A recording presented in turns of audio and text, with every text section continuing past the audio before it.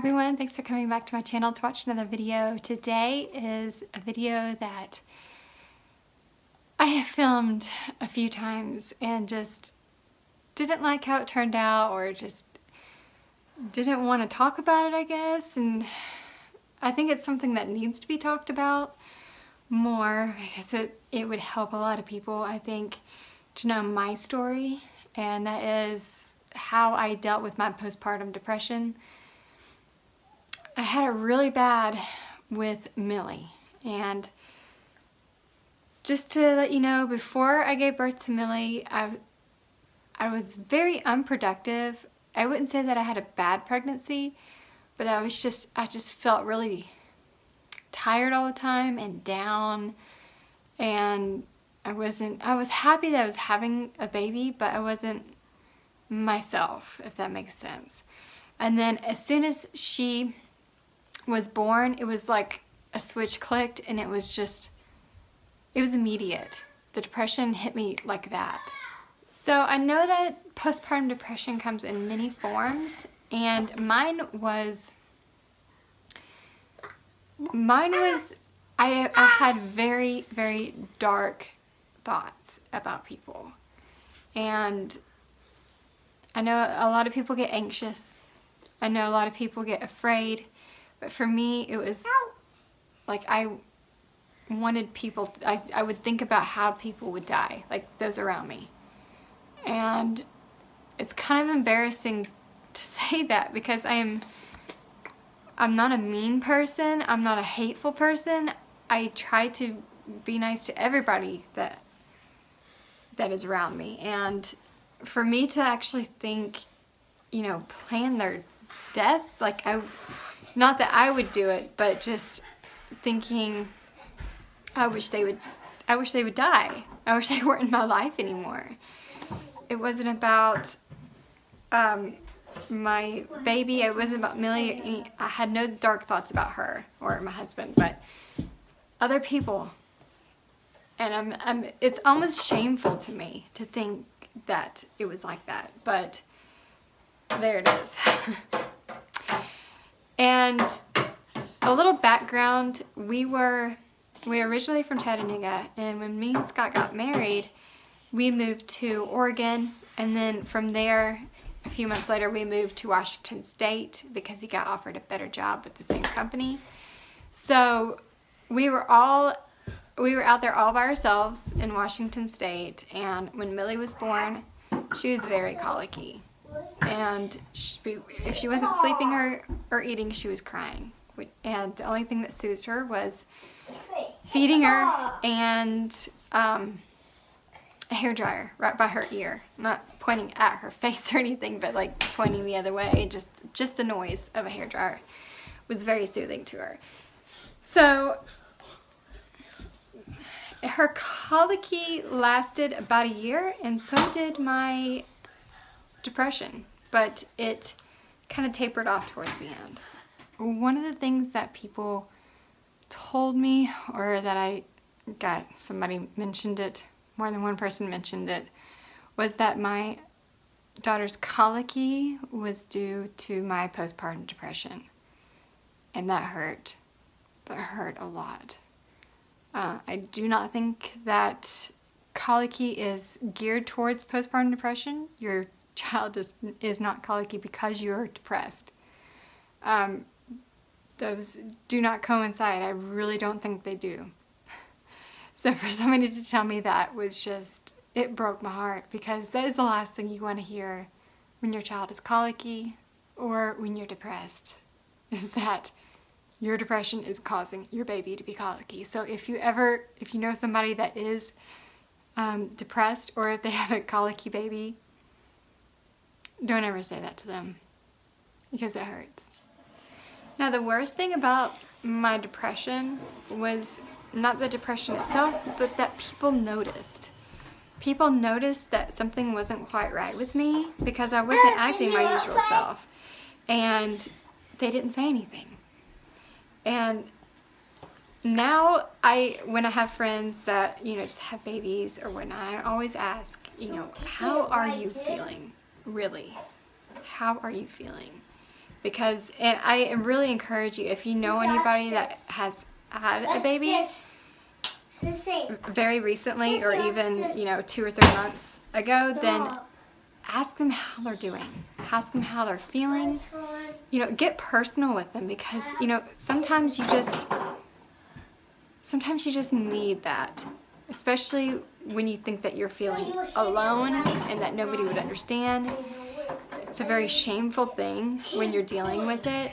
I was in complete denial about it, and I was in complete denial about Millie being colicky, and it really hurt me in the long run. I wasn't able to enjoy my postpartum, you know, just having a newborn and stuff like that. I just wasn't happy. And I feel cheated that I wasn't happy, because this was...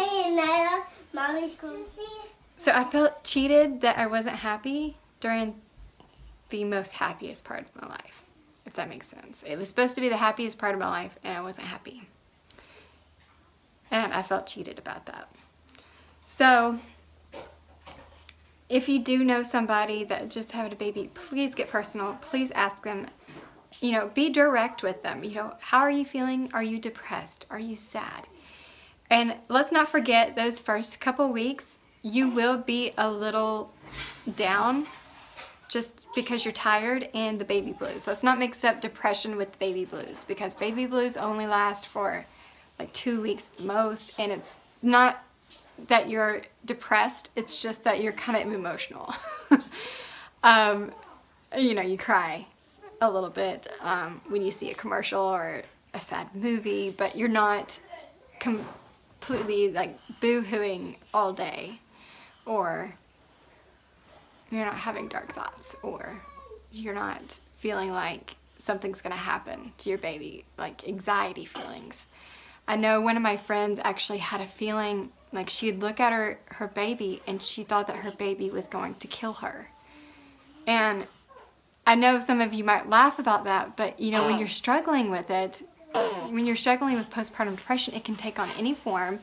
And I tell you that because, you know, it's kind of funny now to look back at it, like you thought your baby was going to kill you, really.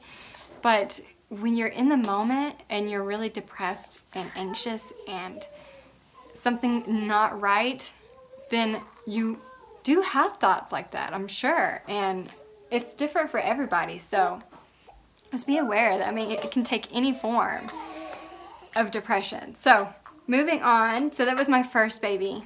Now, when I got pregnant with my second, I was so scared of going back to that dark place in my life that I talked to my pediatrician, and I told her that I wanted to prevent that from happening, take a preventative measure so that that would happen again. So with Beckett's Beckett's pregnancy, it was the best pregnancy. I had so much energy, I was happy all the time, and the birth went really well. And then the day after I gave birth, I started taking Zoloft, and I wish I hadn't. I wish I would have just waited to see if I'd had postpartum depression before I started taking anything, because the Zoloft, I think it's the only prescribed medicine you can take while breastfeeding for depression, and I could be wrong, but then I think it was the only thing I could take. So why I did not like it was because it made me feel like a zombie. I had no feelings whatsoever. I wasn't happy. I wasn't sad. Then around, let's see, it was in April. It was right around my birthday. Beckett was 5 months old, and my hair started falling out. And I thought it was due to the medicine. I don't think it was, because my hair is falling out now and I'm not taking it. I think it's just one of those things that happens after you give birth. But I thought it was the medicine, so I stopped taking it. And I did have side effects from not taking it. I felt dizzy. I didn't feel good at all. I don't recommend anybody taking that medicine unless they absolutely have to.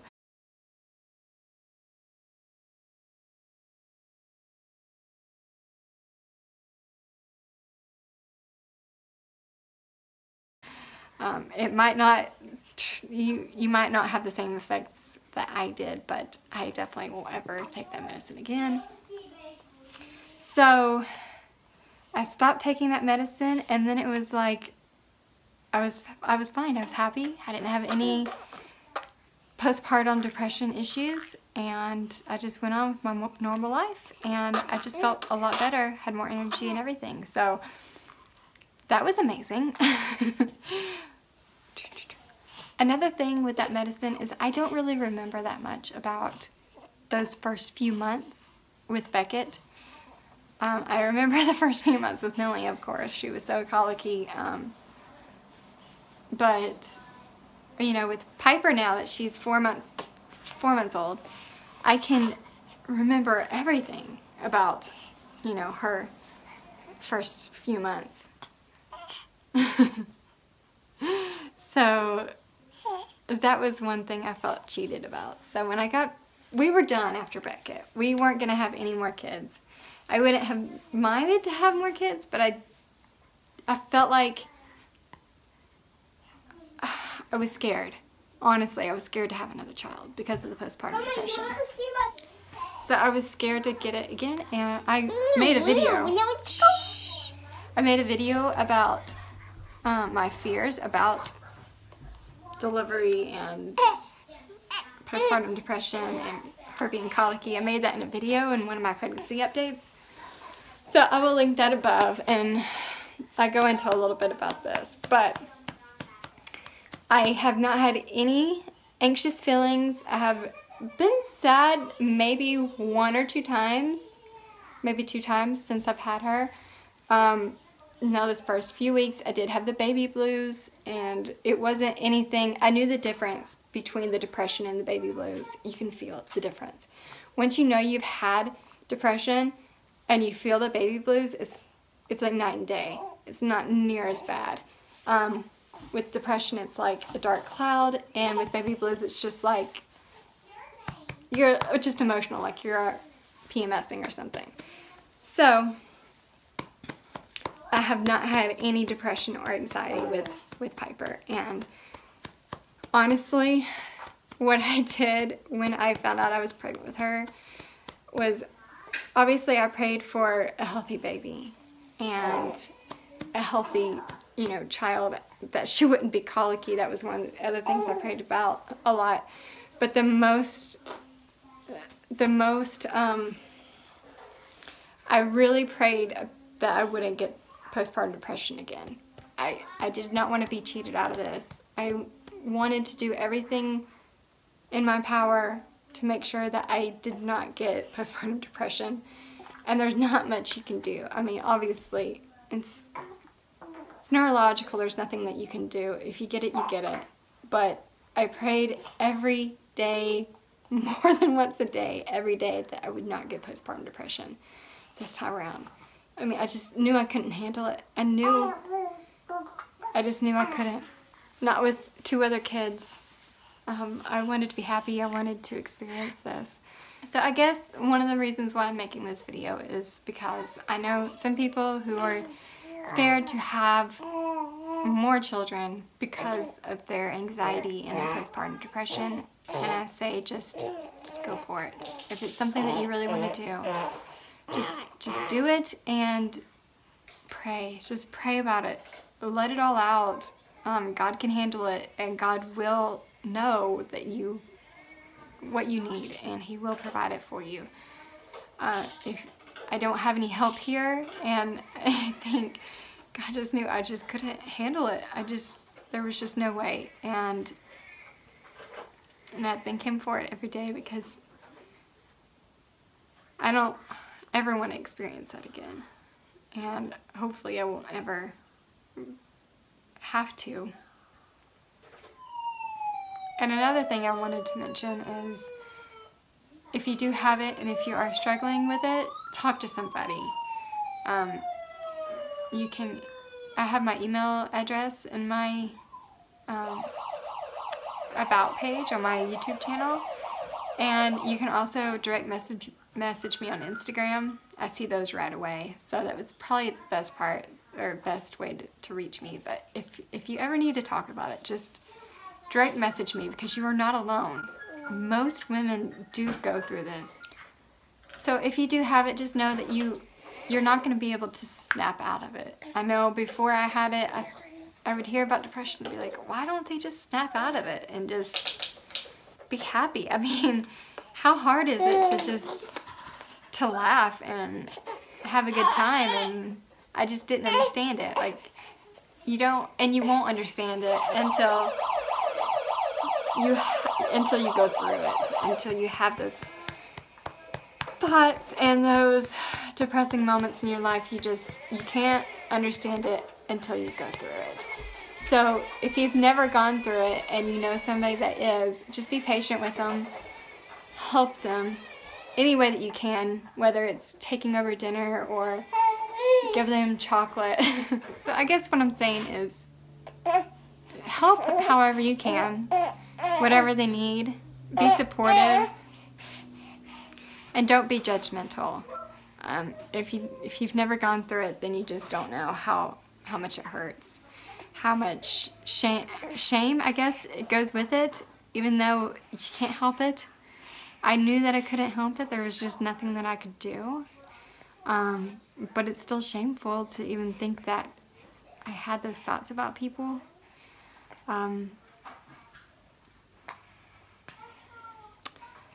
So, and also another tip that I did this time around, I told my husband, you know, if he notices anything like depression from me, to tell my doctor. And he is on my medical release, you know, they can talk to him too. I'll put him on there. So if he saw any sign that I was depressed whatsoever, he was going to tell my doctor, and my doctor was going to call me. Because sometimes you just don't realize it, and other people do. And so if you do know somebody that looks like they're having a really hard time, talk to them. Be a good friend and talk to them. So I hope this helps even just one person, or, you know, I hope it reaches somebody that needs it, because it is something that needs to be talked about. If you liked this video, give it a thumbs up. Thanks for watching. I'll see you next time. Bye.